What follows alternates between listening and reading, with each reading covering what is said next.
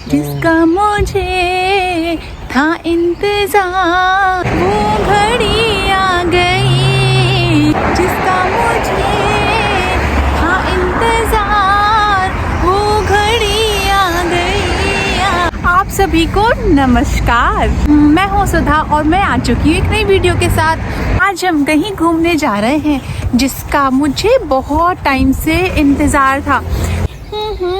मैंने सोचा इस पूरे वीडियो को कवर करती हूँ ताकि मैं आप लोग के साथ शेयर कर सकूँ और वो व्यू आप लोगों को दिखा सकूँ। तो आज मैं वो आप लोगों के साथ शेयर करूँगी पूरा वीडियो, और इस वीडियो में एक सरप्राइज भी है जिसकी वजह से मैं वहाँ पे जा रही हूँ। वैसे मैं इस जगह पे बहुत टाइम से जाना चाहती थी, तो आपको वीडियो के लास्ट तक बने रहना। तो चलो दिखाते हैं। तो लो, अब हम आ गए। ये है ग्रीनविच। जी हाँ, ग्रीनविच। वैसे ये यहाँ की बहुत फेमस जगह है। मैं तो बहुत टाइम से सोच रही थी यहाँ पे आने के लिए, और फिर मैंने देखा कि ग्रीनविच में कुछ शोज़ होने वाले हैं, तो बस फिर मेरा प्लान बन गया यहाँ पे आने का। इस वीडियो में मैं इनकी नावल हिस्ट्री, थोड़े से ग्रीनविच जगह के बारे में, और यहाँ का म्यूज़ियम, और फिर एक शो जो कि चाइनीज़ ज़ोडिएक स्टोरी है, और फिर लास्ट में एक लाइटिंग शो है। तो इन सब को कवर करूंगी मैं। और ये लाइटिंग शो बहुत ही डिफरेंट टाइप का था, तो इसको देखने के लिए वीडियो में लास्ट तक बने रहिए। तो अब हम स्टार्ट करते हैं। यहाँ पे एक 18th सेंचुरी की बहुत बड़ी सी शिप थी जो कि अब मैं दिखाने वाली हूँ। तो ये वो शिप है जिसको कैप्चर करने के लिए मुझे बहुत दूर जाना पड़ा, ऑल्दो मैंने अपना कैमरा सेट कर रखा था फिर भी। और अब मुझे यहाँ से एक व्यू दिख रहा है, जैसा कि आप देख सकते हैं। पानी के ऑपोजिट साइड में जो आपको दिख रहा है वो है कैनरी वॉर्फ। जी हाँ, कैनरी वॉर्फ, जो कि लंदन का सेंट्रल बिजनेस डिस्ट्रिक्ट है। तो चलो अब हम आगे की तरफ बढ़ते हैं। तो यहाँ से मैं एक बार इसका पूरा व्यू दिखाती हूँ। तो ये है वो शिप, और इसके ऑपोजिट में ये पानी, और जस्ट अभी यहाँ से एक ऊबर बोट स्टार्ट हुई है। और अब हम म्यूज़ियम की तरफ बढ़ रहे हैं, और यहीं पे वो शो भी होने वाला है। वैसे हम एक शो के लिए लेट हो चुके हैं, और देखो यहाँ पे अब शाम होने वाली है, सूरज ढलने को आ गया है। और ये शाम देख के मुझे ना एक गाना याद आ रहा है यहाँ पे। वो सॉन्ग है, कहीं दूर जब दिन ढल जाए, साँझ की दुल्हन बदन चुराए, चुपके से आए। और यहाँ का आर्किटेक्चर बाकी जगहों से थोड़ा डिफरेंट था। और अब बेटे ने पुकारा और हम चले आए। अब मतलब तो समझ ही गए होंगे आप, मतलब ये कि हमें भूख लग गई है। तो मैंने देखा यहाँ पे अलग अलग कंट्री के स्टॉल लगे हुए थे। तो पहले मैंने चेक किया, और फिर मैंने फूड की शक्ल और उसकी महक को मद्देनज़र रखते हुए ऑर्डर किया। और अब हम फिर म्यूज़ियम की तरफ बढ़ रहे हैं, क्योंकि हम एक शो तो ऑलरेडी छोड़ चुके हैं, तो अब हम नहीं चाहते कि हमारा दूसरा शो भी छूट जाए। अब पेट पूजा तो हो ही चुका है, तो हम आराम से शो देख सकते हैं। तो चलो आओ देखते हैं अंदर क्या क्या हो रहा है। और यहाँ पे एंट्री करने के साथ साथ ही मैंने देखा कि ये ग्लोबल ट्रेड को रिप्रेजेंट कर रहे हैं। तो अब हम आगे की तरफ बढ़ते हैं, और जैसे ही मैं आगे की तरफ बढ़ी मुझे एक शेर दिखा, और ये शेर रेड कलर का था। पहली बार ऐसा कलरफुल शेर देखा था मैंने। एक शेर को तो कैप्चर कर ही रही थी मैं, इतने में एक और येलो शेर आ गया, और वो रिकॉर्डिंग देख के मेरे कैमरे में ही घुस गया। फिर वो मुझे डराने के बाद वापस चला गया। और अब ये एक गोल्डन शिप दिखी मुझे, जो कि सच में गोल्ड की ही लग रही थी, बहुत ही सुंदर। और अब यहाँ पे शिप के अलग अलग पार्ट्स थे और उन पार्ट्स के साथ उनकी हिस्ट्री भी लगी हुई थी, जैसे कि captain's cabin, deck, bowsprit, beak, ship की इंजन, गन पोर्ट्स। तो ये सब देखने के बाद अब हम आगे की तरफ बढ़ते हैं। अब हम यहाँ पे एक छोटे से म्यूज़ियम में एंटर कर रहे हैं। यहाँ पे बहुत से टाइप के शिप दिखी मुझे और यहाँ पे मैंने इनके नावल हिस्ट्री के बारे में बहुत डिटेल से पढ़ा और जाना। यहाँ पे बहुत सारे स्टैचूज़, शिप, फ्रेम और पोस्टर लगे हुए थे जो कि इनकी नावल पावर को दर्शाते हैं, जैसा कि आप सभी लोग देख सकते हैं। मैंने तो बुक्स में बहुत पढ़ा था इसके बारे में और अब आज देख भी रही हूँ। तो अब हम बढ़ते हैं वीडियो के नेक्स्ट पार्ट की तरफ। जैसा कि मैंने वीडियो के स्टार्टिंग में बताया था आपको, तो ये चाइनीज़ ज़ोडिएक स्टोरी के बारे में है। तो अब हम स्टार्ट करते हैं इसे। वैसे जब मैं यहाँ पे पहुँची तो थोड़ी स्टोरी तो निकल चुकी थी, लेकिन अब आगे की स्टोरी तो देखनी है। अब यहाँ पे जो स्टोरी बताई गई थी मैं उसे आप लोगों के साथ शेयर करती हूँ। चीनी एस्ट्रोलॉजी के अकॉर्डिंग हर साल 12 जानवरों में से एक के साथ जुड़ा हुआ होता है। अब ये जानवर कौन कौन से होते हैं वो बताती हूँ।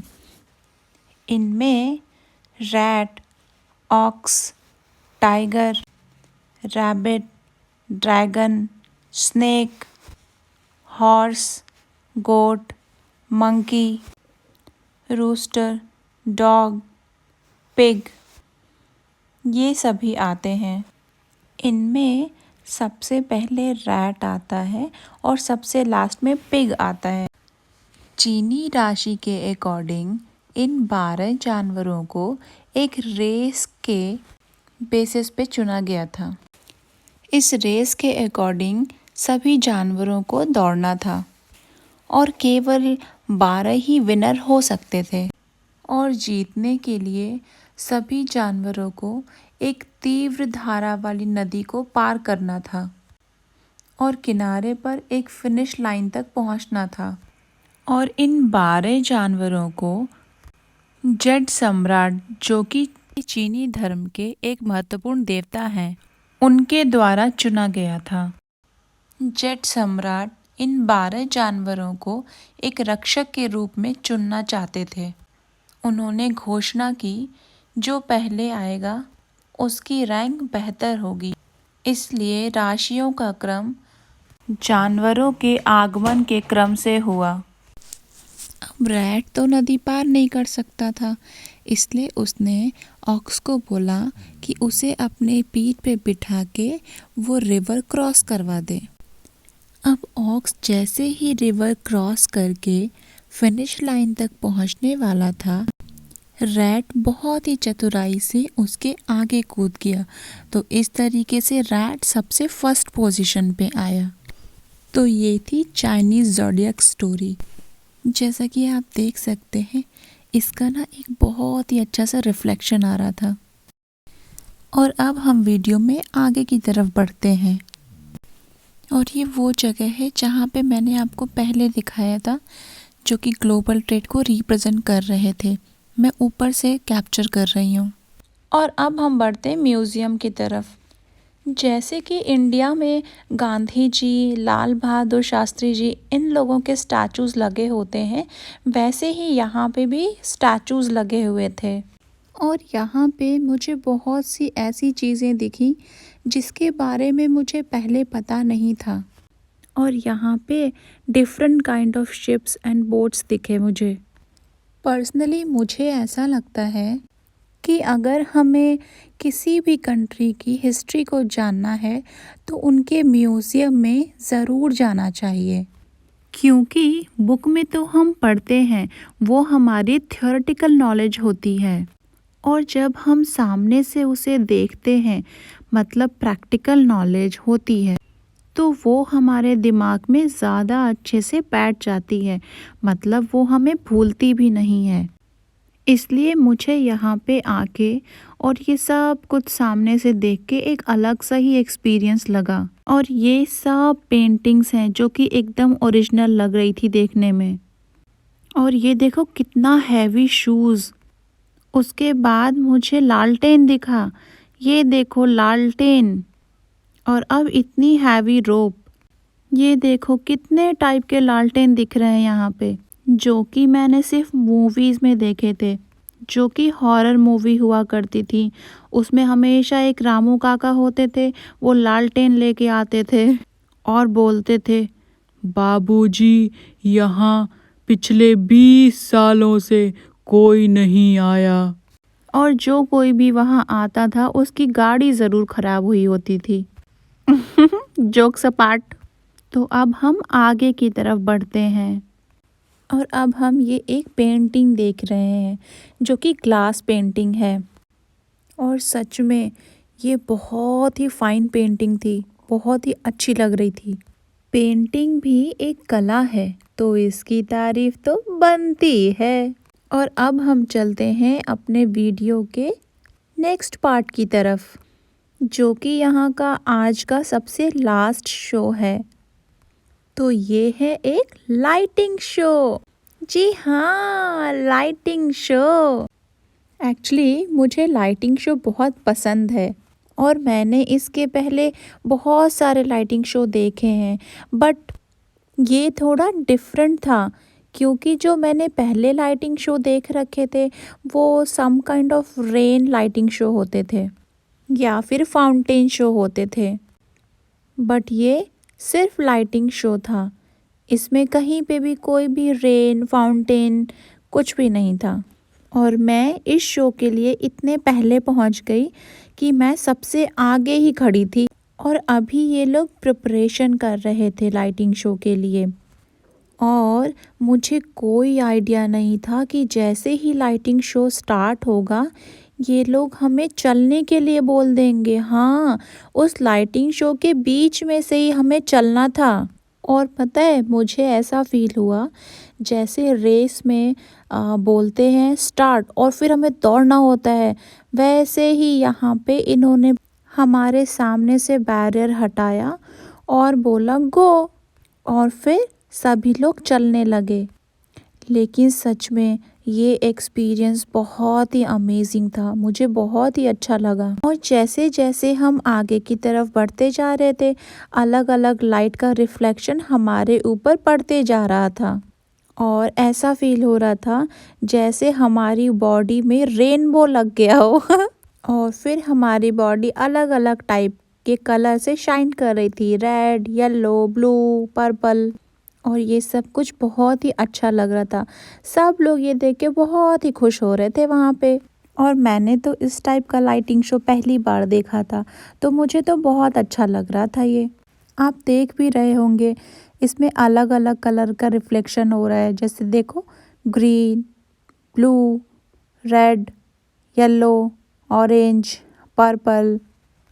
मुझे तो ये इतना पसंद आया, मुझे तो ऐसा मन कर रहा था कि अगली बार अगर ये शो होने वाला है तो मैं पहले से ही उसकी बुकिंग कर दूं। और यहाँ पे बहुत सारे लोग थे, बहुत सारे अपने बच्चों के साथ आए हुए थे और वो बच्चे भी बहुत खुश थे। मैं तो ये सोच रही थी कि जब ये मुझे इतना अच्छा लग रहा है तो बच्चों को कितना ही पसंद आ रहा होगा। और देखो इसके ऑपोजिट में कैनरी वॉफ भी दिख रहा है, जो कि मैंने आपको वीडियो के स्टार्टिंग में बताया था, और वो भी पूरे लाइटिंग से जगमगा रहा है। मैं तो सभी को यही रिकमेंड करूँगी कि अगर कहीं पे लाइटिंग शो या ऐसी कोई भी शो हो रहे हैं तो एक बार तो ज़रूर एक्सपीरियंस लेना चाहिए। और ये सब देख के ऐसा लग रहा था पूरा आसपास का एनवायरनमेंट सिर्फ और सिर्फ लाइटिंग से जगमगा रहा है। और यहाँ पे इस वॉल पे 2-3 कलर एक साथ चल रहे थे, आप देख ही सकते हैं। ऊपर में पिंक, अंदर में येलो, लाइट पर्पल और ऑरेंज। और ये सब कुछ देख करके मेरे मन में तो खुराफात दौड़ रहा था कि इन लाइटिंग्स में कुछ ना कुछ तो ट्राई करना बनता है। तो चलो कुछ ना कुछ ट्राई करते हैं। देखो मैंने कितना कुछ ट्राई किया इन लाइटिंग्स में, और यहाँ पे तो ऐसा लग रहा था जैसे मैं तबला बजाने लगी। लेकिन सच में मुझे ना बहुत ही मज़ा आ रहा था ये करके। तबला बजाऊंगी फिर से आऊंगी, लाइटिंग शो तो पूरा ही देखूंगी। और पता है इन लाइट्स में कभी हाथ कभी मुंह ऐसे कर करके मैंने बहुत इंजॉय किया। और पता है टेम्परेचर यहाँ पे माइनस में था, लेकिन इन जगमगाहट में पता ही नहीं चल रहा था। और अब ये शो ओवर होने का टाइम हो गया था। मुझे तो यहाँ से जाने का मन ही नहीं कर रहा था। मैंने तो पूरा स्टार्टिंग से लेके एंड तक इस लाइटिंग शो को बहुत ही इंजॉय किया। और आप देख ही सकते हैं यहाँ पे बच्चे कितना इंजॉय कर रहे हैं। तो अब मैं इस वीडियो को एंड करने वाली हूँ, क्योंकि अब हमें घर भी जाना है और लाइटिंग शो तो बंद ही होने वाला है। ओह, मैं ये बताना तो भूल ही गई, यही मेरा सरप्राइज था इस वीडियो में। तो ऐसे ही नई और भी वीडियोस देखने के लिए आप लोग जल्दी से मेरा चैनल सब्सक्राइब कर दीजिए और साथ में बेल आइकन प्रेस करना मत भूलिएगा। और हाँ, लाइक शेयर एंड कमेंट भी करना है आप लोगों को। मैं फिर आप लोगों से जल्दी मिलूंगी एक नई वीडियो के साथ में। तो अब हम वापस घर जा रहे हैं। बाय।